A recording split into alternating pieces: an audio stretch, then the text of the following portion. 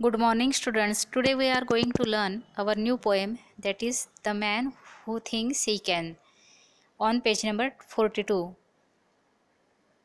In this poem, the poet gives us idea of positive thinking in your mind. विद्यार्थ्यांनो, या पोएममध्ये आपल्याला आपल्या positive थिंकिंगचा किंवा आपल्या योग्य सकारात्मक विचारांचा कसा प्रभाव होतो हा आपल्याला अभ्यासायचा आहे. कारण हे सगळं तुम्हाला महत्त्वाचं आहे. Because positive thinking is very important in your situation when you are students. Because students always think that they cannot do their homework, they cannot do their study well and cannot get good marks. But listen carefully that if we think that we can do it, then you can do it perfectly, because our willpower is most important. आपली Manashakti, mind power ही जर दांडगी असेल तर आपण काहीही करू शकतो, हे आपण या पोएममधून शिकणार आहोत. तर विद्यार्थ्यांनो, पेज नंबर 42 काढा. पेज नंबर 42वर ही पोएम दिलेली आहे. बघा, आता ही पोएम आपण स्टार्ट करणार आहोत. If you think you are beaten, you are. If you think you dare not, you don't. The poet wants to tell us that if you think you are beaten, then you are beaten on that day. जर तुम्हाला अशी इच्छा असेल की नाही आज मला मार बसणारच, तर त्या दिवशी नक्कीच तुम्हाला शाळेमध्ये मार बसतो. If you think you dare not, you don't do it.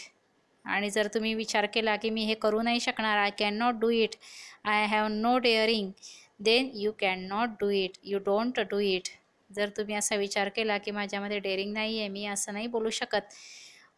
Sometimes students thinks that they can not speak on the stage, they dare not to talk to each other in English fluently, and these feelings makes a effect on their body also, and they shy, they dare not to talk to each other.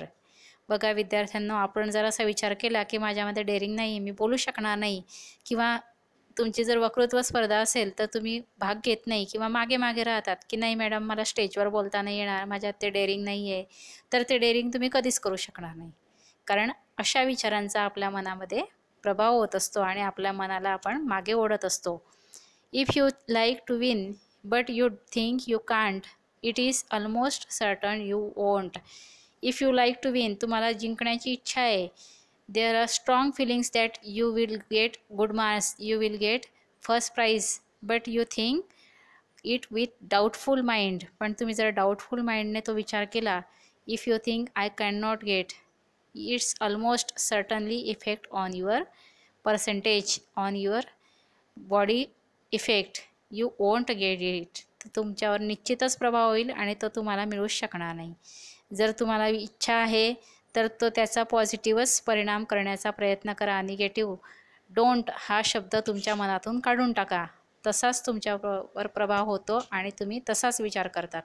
इच्छा तर असते की मला चांगले marks मिळावे, पण आपल्याला काय वाटतं की नाही अरे यार माझा अभ्यास कमी पडेल, किंवा माझं अक्षर खराब आहे, माझं पाठांतर झालं नाही आहे. अशा निगेटिव्ह फिलिंग्स आल्या की आपण मागे ओढलं जातो आणि आपला प्रभाव त्याच्यावर होत असतो. If you think you will lose, you are lost, for out of the world we find. Success begins with a fellow's will, it's all in the state of mind. Listen carefully that it's all in the state of mind. मनाची तुमची अवस्था कशी आहे यावर तुमचं success अवलंबून असतं.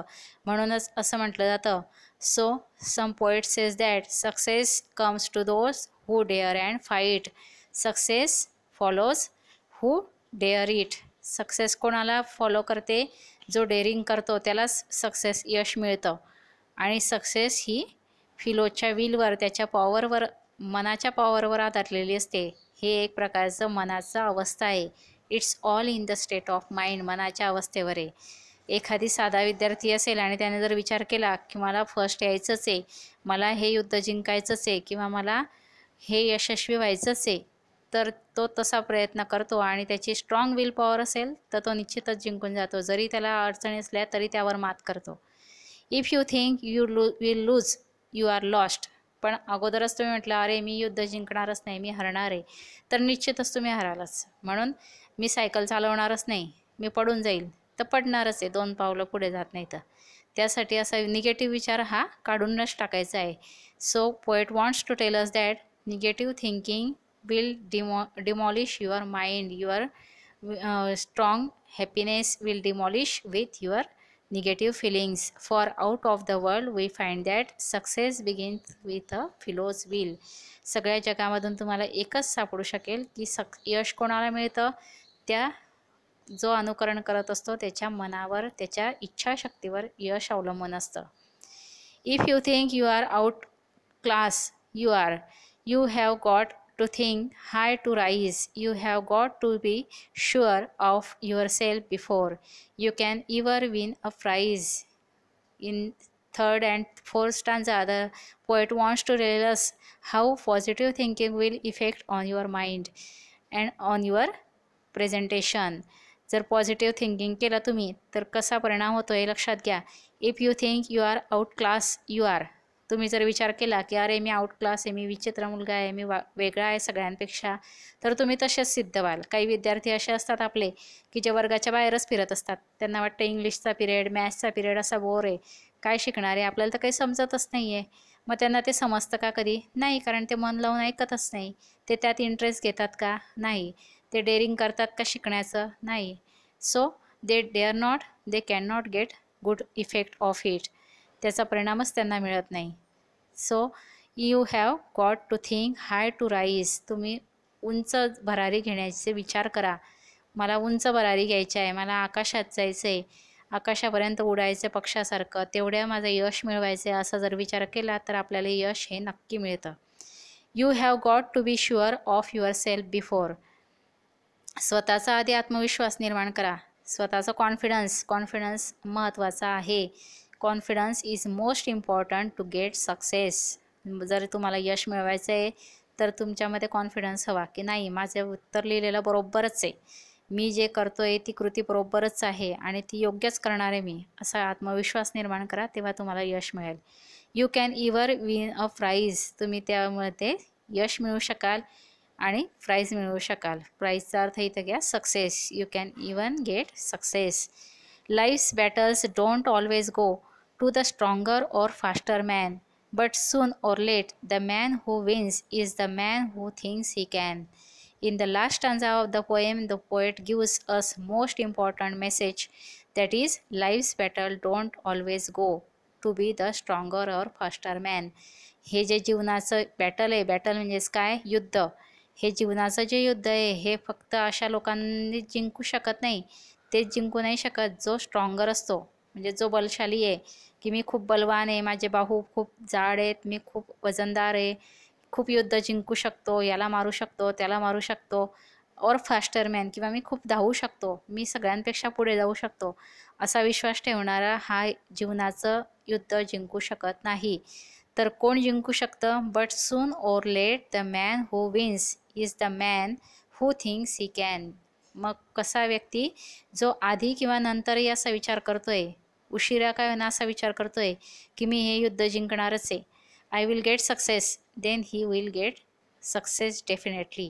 की मला यश मिळणारच आहे, मी हळूहळू प्रयत्न करतोय पण मी जिंकणारच आहे, मी हळूहळू सुधारणा करतोय पण मी पास होणारच आहे, मला चांगले मार्क्स मिळणारच आहे, असा विश्वास जो विद्यार्थी ठेवतो तोच यश मिळू शकतो. So listen that success comes to those who dare and fight. म्हणून लक्षात ठेवा, निगेटिव्ह फिलिंग्सला कोणताच वाव देऊ नका. Strongly positive feelings and hard work is most important in your life. कठीण परिश्रम घेण्याची प्रयत्न ठेवा. Only dreams are not important. फक्त स्वप्न पाहून यश मिळत नाही, तर त्यासाठी हार्डवर्क, कठीण परिश्रम हे महत्त्वाचे आहेत आणि योग्य दिशेने कठीण परिश्रम करणे महत्त्वाचे. Right way and right hard works is most important to get success, and strong willpower is also important. So dare it and get success. This is my message to you, and listen carefully this lesson from this poem and remember it whenever you study hard. ज्यावेळेस तुम्ही अभ्यास कराल त्यावेळेस ही poem लक्षात घ्या आणि तिचा message पण लक्षात घ्या. ओके, आता ही पोएम एकदा वर्गपाठ वहीमध्ये लिहून ठेवा. Okay, bye.